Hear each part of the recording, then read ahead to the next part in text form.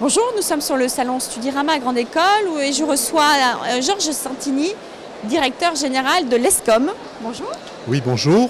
Merci de votre invitation. Donc, l'ESCOM, une école d'ingénieurs chimistes basée à Compiègne qui forme une centaine d'ingénieurs chimistes chaque année. Donc, sur un parcours de 5 ans qui prépare à la variété des métiers de la chimie qui couvrent tous les domaines des applications de l'industrie, puisque la chimie, c'est l'industrie des industries.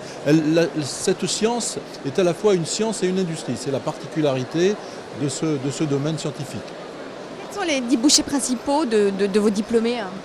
Alors, on retrouve des chimistes dans la quasi-totalité des entreprises. Donc, tout d'abord, dans les industries qui sont directement liées à la transformation des matières premières qui viennent soit du fossile, c'est-à-dire le pétrole, soit des minerais. Et c'est de là d'où sont dérivés la totalité des produits qui font notre quotidien.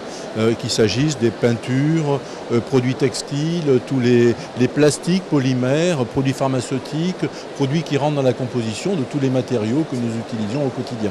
Et c'est dans toutes ces entreprises que nous retrouvons des chimistes, puisque ce sont des gens qui s'occupent de la transformation et de la connaissance de la matière. Comme tous les secteurs, la chimie n'échappe pas aux évolutions d'avenir. Quelles sont les grandes tendances dans votre secteur ? Alors, dans le secteur de la chimie, la plus grande évolution qui a déjà commencé depuis un petit peu plus d'une dizaine d'années est l'apparition de la chimie verte. Alors, qu'est-ce que c'est que la chimie verte? C'est simplement la prise en compte du concept de développement durable qui s'applique à la transformation de la matière. C'est-à-dire que maintenant, avec la raréfaction des ressources fossiles qu'il faut prévoir dans le futur, les entreprises s'attachent à développer des techniques qui vont donner accès aux matières renouvelables. Et aussi bien pour ce qui concerne l'énergie, la production d'énergie, que la production de matières qui constituent notre quotidien.